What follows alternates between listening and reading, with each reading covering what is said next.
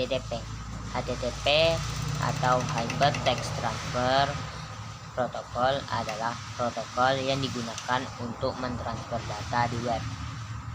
HTTP ini memungkinkan browser untuk meminta halaman web dan server untuk mengirimkannya. Berikut adalah penjelasan dari prinsip-prinsip kerja HTTP. Pertama, request.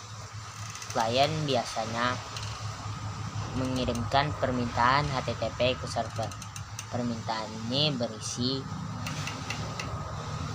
metode HTTP, kode URL, dan header untuk memberikan informasi tambahan. 2. Pengolahan request.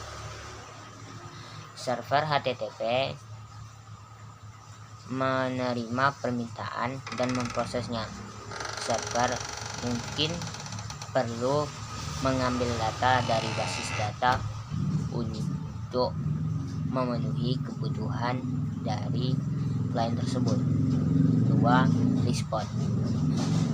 Setelah memproses permintaan server mengirimkan respon HTTP ke klien. 3. Yaitu penyajian data. Web browser menerima respon dari server dan menampilkan konten kepada klien. DHCP. DHCP atau Dynamic Host Configuration Protocol adalah protokol jaringan yang digunakan secara otomatis untuk menempatkan alamat IP dan informasi konfigurasi jaringan ke perangkat lainnya. Server DHCP ini mengonfirmasikan alamat IP ke perangkat lainnya, seperti perangkat handphone dan perangkat handphone.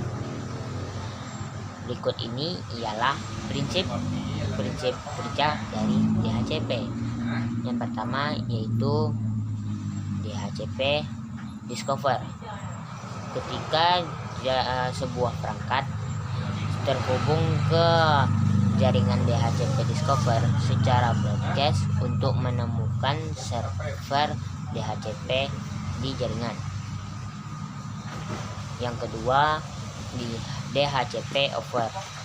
Server DHCP ini merespon dengan pesan DHCP Over yang berisi alamat IP yang tersedia dan konfigurasi jaringan.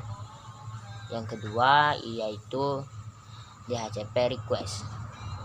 Klien DHCP merespon dengan pesan DHCP Request untuk meminta alamat IP dan konfigurasi yang diberikan untuk server DHCP. Yang keempat, DHCP Acknowledge. Server mengirimkan pesan DHCP Acknowledge yang mengonfirmasi bahwa klien dapat menggunakan alamat IP dan konfigurasi jaringan yang diberikan.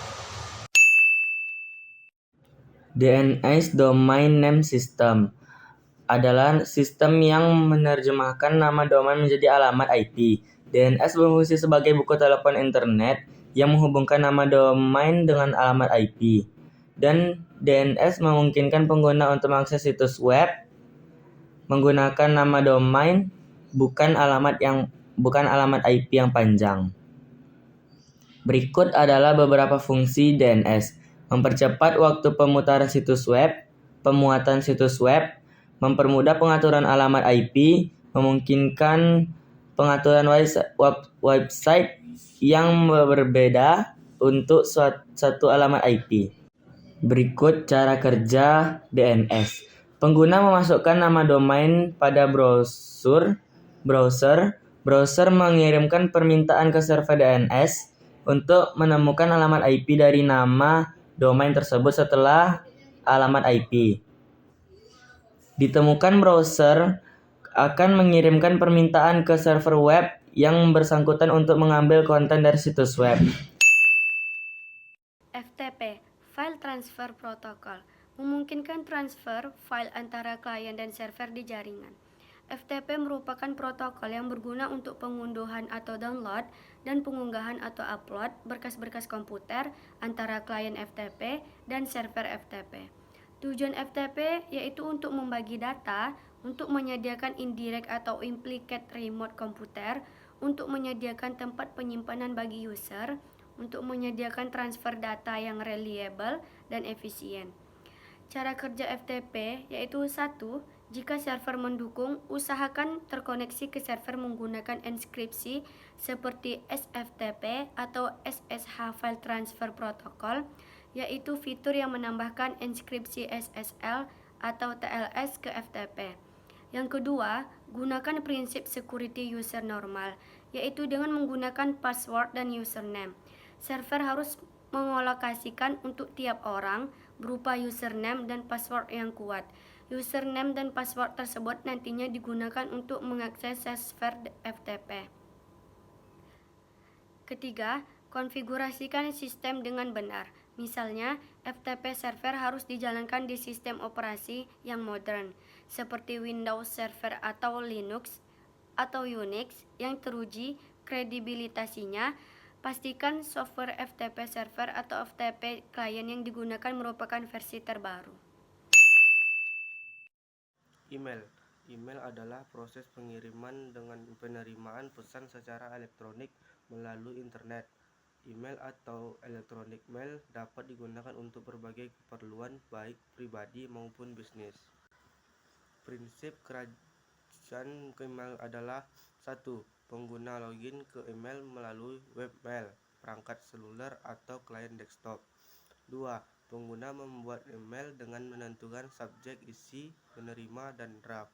3. Pengguna menekan tombol kirim untuk pengirim email. 4. Klien email terhubung ke server outgoing SMTP. 5. Server outgoing SMTP memvalidasi informasi pengirim, ukuran lampiran, dan kebijakan email keluar.